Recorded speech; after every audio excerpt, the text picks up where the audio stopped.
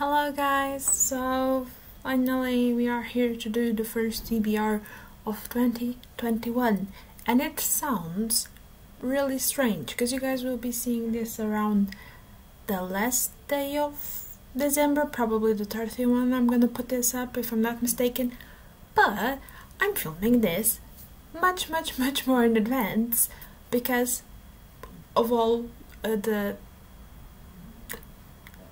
Christmas and all of that thing, and me taking a few days off for myself, but I still wanted to put this out at the end of the month, so I'm doing this at the beginning almost of December. Anyway, what that means is that I'm not gonna be able to tell you guys all the books I'm gonna read, but I technically do not do this already. My goal for 2021 is to read 300 books. Yeah, because I'm crazy.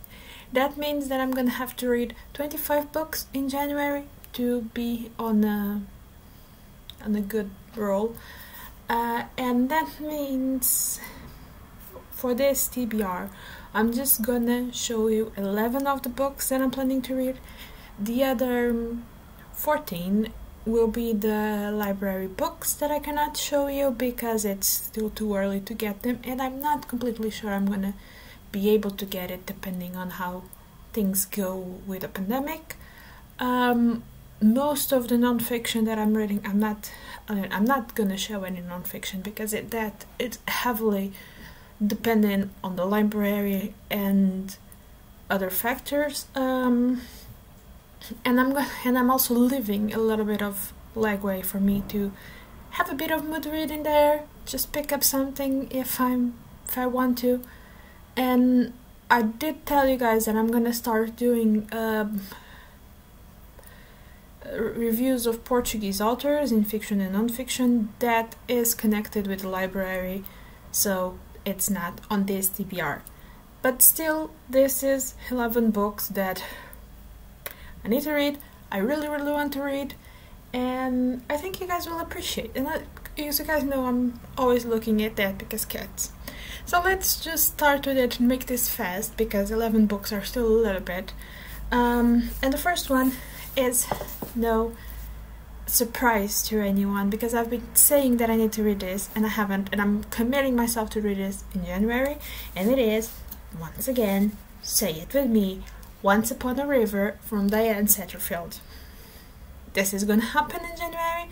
This is gonna be one of the first books that I'm picking up, and I'm gonna cut myself now because I forgot to say that as I'm filming this so much in advance, I do not know which books are gonna go from December to January because not completely sure if I'm gonna be able to read the books that I set to myself to read. So those are some of the books that you do not know if it will fall into January or not. But anyway, continue with the TBR.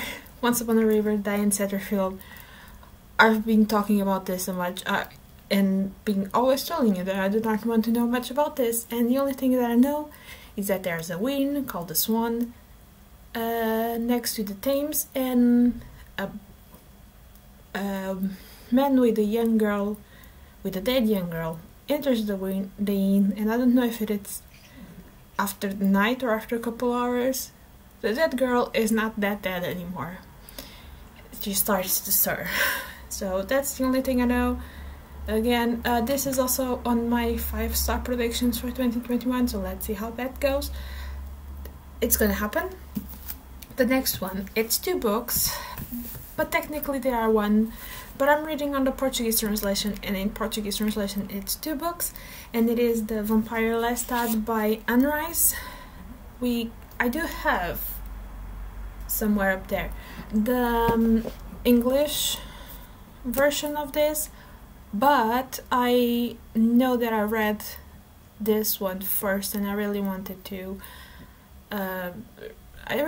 reread in the form that I have read because I'm actually really appreciating the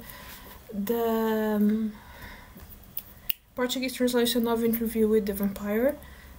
It's really good. I'm not sure exactly who did the translations, but they did a really good job, and I'll probably talk more about that when I do the warp up for that book and these books, because we have really a few translations here in Portugal.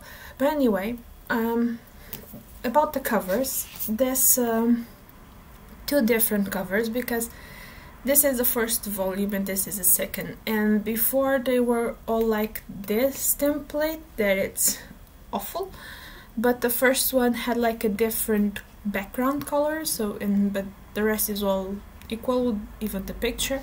And this is the new one. I bought them when they were like switching them, and I had to grab it like this. Do I like it? No. Does it bother me? No, not really. This one is a little bit better, but this is still not the vibes of Lestat. It's so if you guys do not know about Lestat, I mean almost everyone knows, but this is contemporary, if I'm not mistaken. Yes, it is. After the events that happened on the Interview with the Vampire, not gonna spoil much, but Lestat wakes up to life again, to the human world, let's say it like this, again, in a contemporary world that's, I don't know if it is the 80s, I do not remember, I know it's in the 19-somethings, 80s or 19s, I'm quite inclined to think that it's the 80s, but maybe it's the do not quote me on this. And he decides to become a rock singer because it's Lestat. Come on, what vampire would be better to become a rock star than than Lestat? I mean, you know, if you've seen even the movie, do not talk about the movie Queen of Attolia because it's awful. But yeah, Lestat. I also have a love-hate relationship with this particular vampire because he hurts my baby boy so much and does some really, really stupid stuff. But at the same time, I just like his balls. Like he's like, I want to do this. Hell, I'm doing this. And I really enjoy that. So yeah, this is gonna be to both the books. I mean, I'm gonna have to count this too because it's two. Next one. Where do I put all of these books? Next one, I'm gonna commit to something a little bit crazy because I'm not committing to the first one, nor the second one, nor the third one of a trilogy. I'm committing to the whole trilogy. What trilogy, you would say, you would ask? It is the Prince of Thorns trilogy by Mark Lawrence. I'm crazy, call me crazy, but this trilogy sounds like it will be my cup of tea, like down to the last thing that I know, and even the covers. I mean, this is first one, Prince of Thorns, amazing cover. Second one, King of Thorns, again, amazing cover.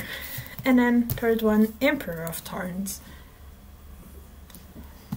Does this feel like a read? Yes, it does.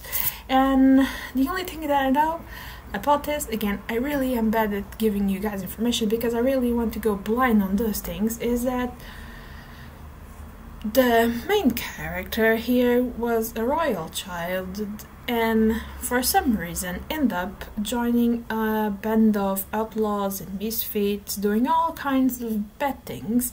And then he decides, like, hell, I gonna get what is mine, and he does it. By the titles, I would say he gets more than what it is supposed to be his. But anyway, I'm here to see this happening, and I'm completely binging this trilogy. It's gonna happen, because I'm crazy, like I said. 2021 is the year of big books and lots of reading, and I don't care, it's gonna happen. And these these 6 books are the only one that I'm gonna commit physically at the moment. So this is my physical TBR at the moment. I have so little space around me because this is my working table with books everywhere. Anyway, then I have 5 more books that I want to read from Open Library. The first one is the second from C.J. Sampson series of The Hunchback. It's Dark Light. The first was The Solution, and it is about a hunchback detective lawyer during Tudor age. I loved the first one, and I've been not reading the second one because my library only has the first and the second one, and then I discovered that most of them are on the Open Library, and I'm gonna start doing at least one per month because I need this in my life. I really loved the first one, and I'm not exactly sure what the second one is about. Again, this is me. You guys know I do not want to know.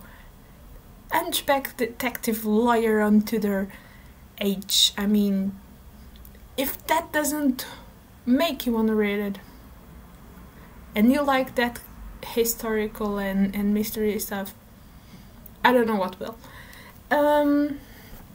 Second one is the second book of the All Souls trilogy, The Shadow of Night by Deborah Harkness, I think. And I read the first one a couple of months ago, and I have to say I thought I wasn't gonna like it because of the contemporary aspect of it. Contemporary fiction is a little iffy on me. Most of the time I do not like. I have some exceptions, yes, and Rice books and some werewolf books, apparently I have discovered, but usually not a fan. But this has vampires and witches. They're like two of my biggest things, and I really enjoyed the experience reading the first one. So I am gonna go for the second one, that is again in Tudor England. And this has to be better. I need this in my life. I'm gonna have it, and it is also an Open Library thing.